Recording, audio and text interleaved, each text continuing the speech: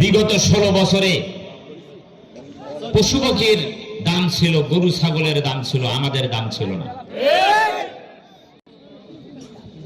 গরু ছাগলকে, হিংস্র প্রাণীকে যেভাবে গুলি করে হত্যা করে, আমাদেরকে সেভাবে গুলি করে হত্যা করা হয়েছে। আমাদের চারজন ভাই হত্যা করা হয়েছে, আমরা কোনো মামলা করি নাই। কি বলেন? জুয়েল রানা ফরিদুল, তার লাশটা আমরা পাই নাই। তার বাপ মা ভাই বোনেরা তার লাশ আনতে গিয়েছিল, তাদেরকে অ্যারেস্ট করা হয়েছিল। কয়েক মাস জেলখানায় থেকে তারা জামিন নিয়ে মুক্তি পেয়েছে, গেল লাশ আনতে, আর তারা বন্দী হয়ে জেলখানায় গেল। সম্মানিত ভাইরা আমার, এরপরে সোহানুর রহমান সোহান, শাহাবুল ইসলাম।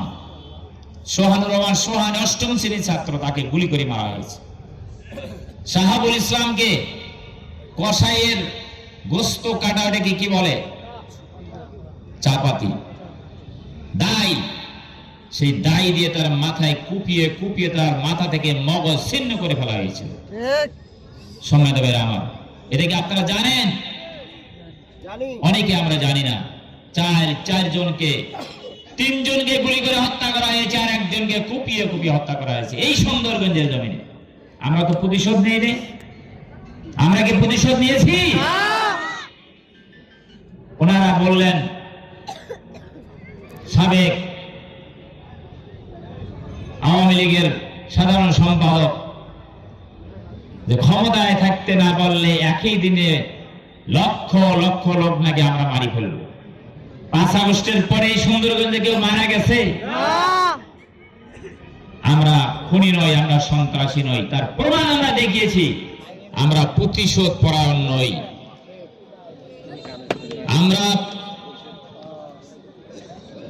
বিগত 16 বছরে পশু পাখির দাম ছিল, গরু ছাগলের দাম ছিল, আমাদের দাম ছিল না। গরু ছাগলকে, হিংস্র প্রাণীকে যেভাবে গুলি করে হত্যা করে, আমাদেরকে সেভাবে গুলি করে হত্যা করা হয়েছে। রাতের বেলায় গরু ছাগল গোয়াল ঘরে থাকে, কিন্তু আমরা আমাদের নিজের ঘরে থাকতে পারি নাই। এই তারাপুরবাসী কি থাকতে পেরেছিলেন? আপনারা গম খেতে, ভুট্টা খেতে আমাদেরকে রাত্রি যাপন করতে হয়েছে।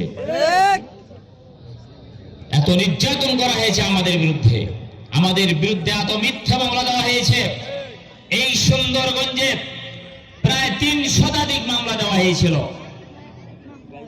সম্মানিত ভাইরা আমার, হাজারো নয়, লক্ষ লক্ষ জামাত ইসলামী, ইসলামী ছাত্র শিবির সহ বিরোধী দলের নেতা এবং কর্মীদেরকে আসামি বানানো হয়েছে। আমরা বিগত 16.5 বছরে যেভাবে নির্যাতিত হয়েছে, পৃথিবীর কোন দেশে কোন রাজনৈতিক দল এভাবে নির্যাতনের শিকার হয় নাই। একটি মজলুম রাজনৈতিক সংগঠন হচ্ছে বাংলাদেশ জামাত ইসলামী,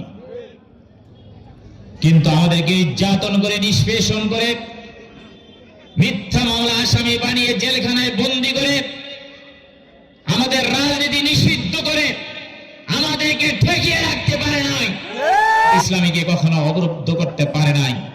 আমাদের নেতৃবৃন্দকে ফাঁসিতে ঝুলিয়ে হত্যা করা হয়েছে, সাময়িকভাবে নেতৃত্ব শূন্য হয়েছে, কিন্তু আল্লাহ রাব্বুল আলামিন আমাদের এমন নেতৃত্ব দান করেছেন, ডাক্তার শফিকুর রহমান, যিনি ইতিমধ্যে বাংলাদেশের মানবিক নেতা হিসেবে আখ্যায়িত হয়েছে। নেতৃত্বে আগামী বাংলাদেশ পথ চলা শুরু করবে। তার নির্দেশে ইনশাআল্লাহ আগামীর বাংলাদেশ স্বাবলম্বী বাংলাদেশ, একটি সমৃদ্ধ বাংলাদেশ হিসাবে বিশ্বের দরবারে মাথা উঁচু করে দাঁড়াবে ইনশাআল্লাহ।